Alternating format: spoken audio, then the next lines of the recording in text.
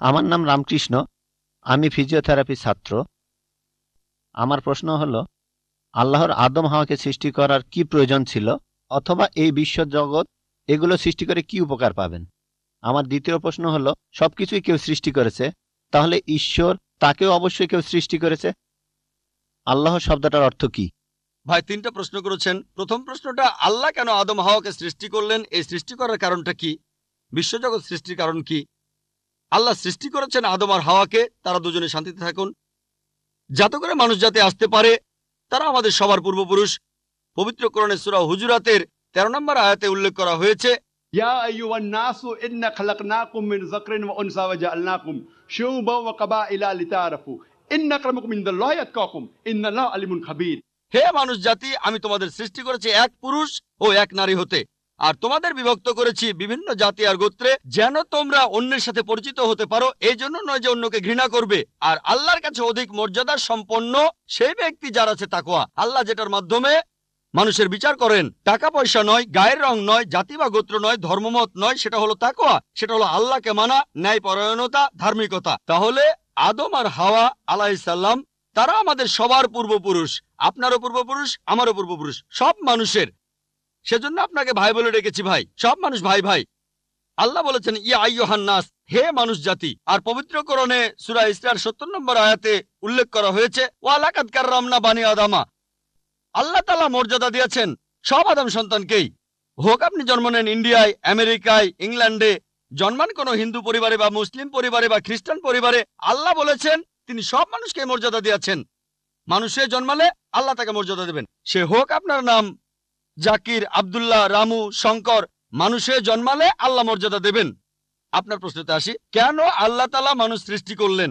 আল্লাহ মানুষ সৃষ্টি করেছেন কারণ আল্লাহ বলেছেন মানুষ হলো আল্লাহ সৃষ্টির মধ্যে সেরা।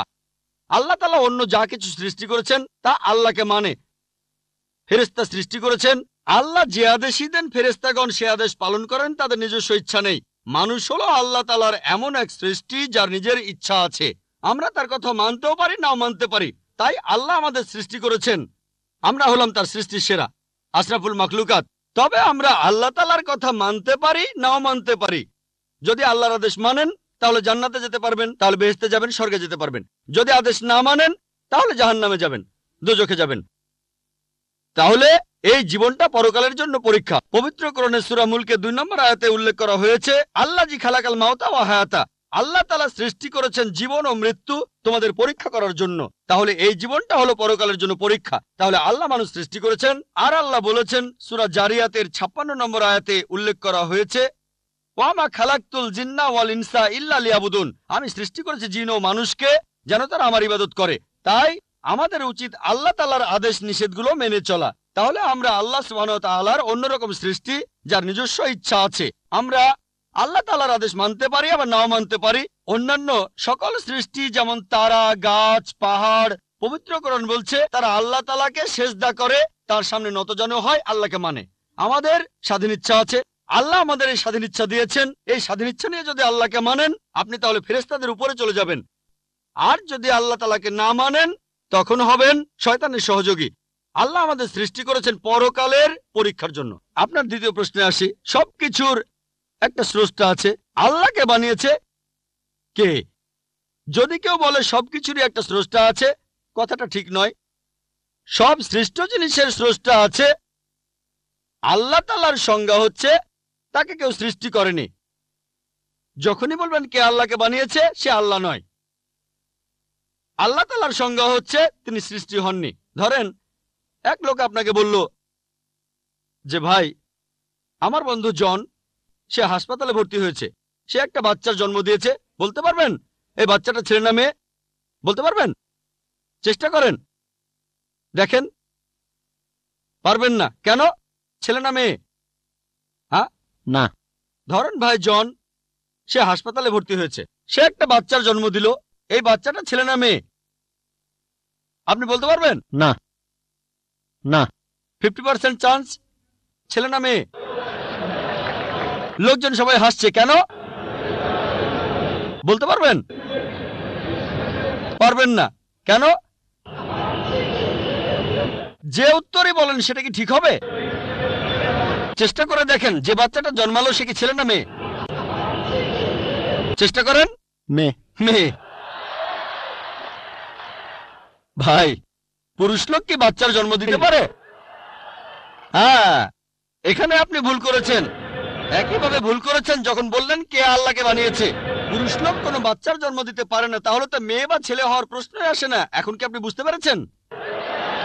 হ্যাঁ, বুঝতে পেরেছেন, এই তো ভালো। পুরুষ লোক কোনো বাচ্চার জন্ম দিতে পারে না, তাহলে তো ছেলে বা মেয়ে হওয়ার কোনো প্রশ্নই আসে না। যখন প্রশ্ন করলেন কে আল্লাহকে সৃষ্টি করেছে, আল্লাহর সংজ্ঞা হচ্ছে, ঈশ্বরের সংজ্ঞা হচ্ছে তিনি সৃষ্টি হননি। যখনই বলবেন কে আল্লাহকে বানিয়েছে, সে আল্লাহ নয়। ওয়ালাম ইয়াকুল্লাহু কুফুয়ান আহাদ, তার সমতুল্য কেউ নেই।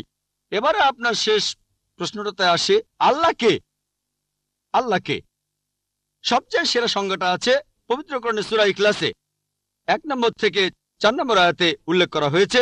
এখানে বলা হয়েছে যে কুল হুয়াল্লাহু আহাদ, বলো তিনি আল্লাহ এক, অদ্বিতীয়। আল্লাহুস সামাদ, তিনি অবিনশ্বর, চিরস্থায়ী। লাম ইয়ালিদ ওয়া লাম ইউলাদ, তিনি জন্ম নেননি, কাউকে জন্ম দেননি। ওয়ালাম ইয়াকুল্লাহু কুফুয়ান আহাদ, তার সমতুল্য কেউ নেই। এই হলো 4 লাইনের সংজ্ঞা আল্লাহ সুবহানাহু ওয়া তাআলার।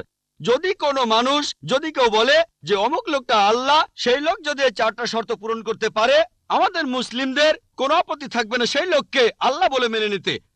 4 লাইনের সংজ্ঞা, এটাই হলো ধর্মের লিটমাস টেস্ট। আল্লাহ তাআলার সংজ্ঞা প্রথমটা হলো কুল হুয়াল্লাহু আহাদ, বলো তিনি আল্লাহ এক, অদ্বিতীয়। আল্লাহুস সামাদ, আল্লাহ অবিনশ্বর, চিরস্থায়ী।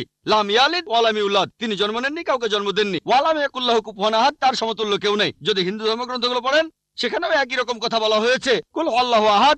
এটা পাবেন আপনাদের ছান্দোগ্য উপনিষদে 6 নম্বর অধ্যায় 2য় অনুচ্ছেদের 1ম পরিচ্ছেদে। এক্কামে বিদ্বিতীয়াম, ঈশ্বর মাত্র একজন, দ্বিতীয় কেউ নেই। দ্বিতীয় টেস্ট আল্লাহুস সামাদ, আল্লাহ অবিনশ্বর, চিরস্থায়ী। ভগবদ গীতা 10 অধ্যায়ে 3 অনুচ্ছেদ বলছে, আমাকে বলা হয় এই বিশ্ব জগতের প্রভু, আমি জন্ম নেইনি, কোনো শুরু নেই। তৃতীয় টেস্ট লাম ইয়ালিদ ওয়া লাম ইউলাদ, তিনি জন্ম নেননি, কাউকে জন্ম দেননি। আর শ্বেতাক্ষেত্র উপনিষদে আছে 6 নম্বর অধ্যায়ের 9 অনুচ্ছেদে, নাচাই সাকাসিজ জানিতা নাচা দীপা, ঈশ্বরের কোনো প্রভু নেই, তার কোনো বাবা মা নেই। মহান ঈশ্বরের কোনো বাবা নেই, তার কোনো মা নেই। তারপর ওয়ালাম ইয়াকুল্লাহু কুফুয়ান আহাদ, তার সমতুল্য কেউ নেই। আর শ্বেতাক্ষেত্র উপনিষদে বলা হয়েছে 4 নম্বর অধ্যায়ের 19 অনুচ্ছেদে আছে। এছাড়াও যজুর্বেদ 32 অধ্যায়ের 3 অনুচ্ছেদে বলা হয়েছে, নাতাস্তি প্রতিমা আস্তি, মহান ঈশ্বরের কোনো প্রতিমা নেই, কোনো মূর্তি নেই, কোনো ছবি নেই, কোনো ফটোগ্রাফ নেই, কোনো ভাস্কর্য নেই। এটা কে বলেছে? যজুর্বেদ 32 অধ্যায় 3 অনুচ্ছেদ বলেছে একই কথা, ওয়ালাম ইয়াকুল্লাহু কুফুয়ান আহাদ। যদি কেউ বলে যে অমুক লোকটা হচ্ছে আল্লাহ, যদি সেই লোক এই 4টা শর্ত পূরণ করে, আমরা মুসলিমরা কোনো রকম আপত্তি ছাড়াই সেই লোককে আল্লাহ বলে মেনে নেব। যেমন ধরেন, কিছু লোক বলে ভগবান রজনীশ হলেন মহান ঈশ্বর। একবার প্রশ্নোত্তর পর্বে এক হিন্দু আমাকে বলেছিলেন, আমরা ভগবান রজনীশকে ঈশ্বর বলে মানি না। আমি কখনোই বলিনি হিন্দুরা ভগবান রজনীশকে ঈশ্বর বলে মানে। আমি বলেছি কিছু লোক তাকে ঈশ্বর বলে মানে। আসুন দেখি রজনীশকে আমরা টেস্ট করি। প্রথম টেস্ট হলো কুল হুয়াল্লাহু আহাদ, বলো তিনি আল্লাহ এক, অদ্বিতীয়। রজনীশ কি এক, অদ্বিতীয়? সেই কি একমাত্র লোক যে নিজেকে ঈশ্বর দাবি করেছে? এরকম অনেক মানুষই ছিল, আর এই দেশে হাজার হাজার লোক নিজেকে ঈশ্বর দাবি করেছে। রজনীশ একমাত্র নয়। তবে রজনীশ ভক্তরা বলে না না, উনি একটু আলাদা। এবারে পরের টেস্টে দেখি। আল্লাহুস সামাদ, আল্লাহ অবিনশ্বর, চিরস্থায়ী। রজনীশ কি অবিনশ্বর, চিরস্থায়ী? আমরা তার জীবনী থেকে জানি, তার আত্মজীবনী থেকে। রজনীশ ভুগছিলেন অ্যাজমা, ডায়াবেটিস আর পিঠের ব্যথায়। চিন্তা করেন, মহান ঈশ্বরের হয়েছে অ্যাজমা, ডায়াবেটিস, পিঠের ব্যথা। তৃতীয় টেস্ট লাম ইয়ালিদ ওয়া লাম ইউলাদ, তিনি জন্ম নেননি, কাউকে জন্ম দেননি। ভগবান রজনীশ জন্মেছিলেন মধ্যপ্রদেশে, তার বাবা মাও ছিলেন।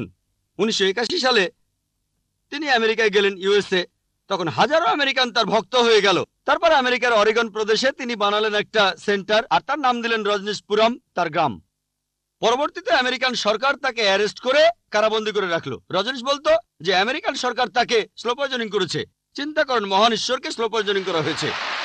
1985 সালে আমেরিকান সরকার তাকে বের করে দিলে সে ইন্ডিয়ায় চলে আসে। তারপর এখানে পুনায় সে আরেকটা সেন্টার খুললো, আর তার নাম দেওয়া হলো ওশো কমিউন। যদি রজনীশের সমাধির কাছে কখনো যান, তার সমাধির উপরে লেখা আছে ভগবান রজনীশ ওশো।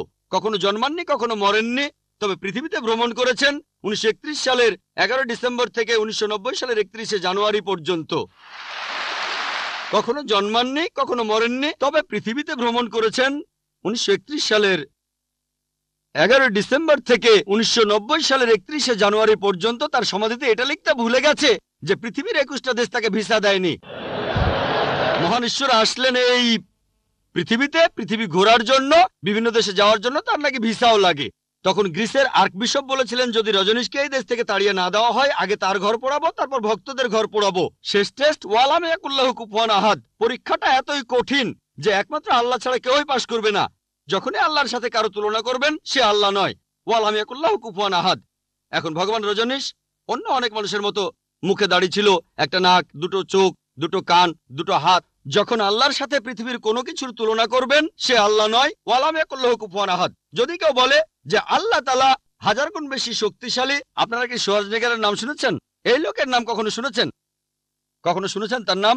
এই লোক একটা সময় ছিল মিস্টার ওয়ার্ল্ড, মিস্টার ইউনিভার্স, পৃথিবীর সবচেয়ে শক্তিশালী লোক, বিশ্বজগতের সবচেয়ে শক্তিশালী লোক। যখনই আল্লাহকে তুলনা করবেন কোনো কিছুর সাথে, হোক সেটা আর্নল্ড শোয়ার্জনেগার, হোক সেটা দারা সিং, হোক সেটা কিং কং, হোক সেটা হাজার গুণ বা লক্ষ গুণ, যখনই আল্লাহর সাথে পৃথিবীর কোনো কিছুর তুলনা করবেন, সে আল্লাহ নয়। ওয়ালাম ইয়াকুল্লাহু কুফুয়ান আহাদ। তার সমতুল্য কেউ নাই। তাহলে এই হলো 4 লাইনের সংজ্ঞা আল্লাহ সুবহানাহু ওয়া তাআলার পবিত্র কোরআনে আছে।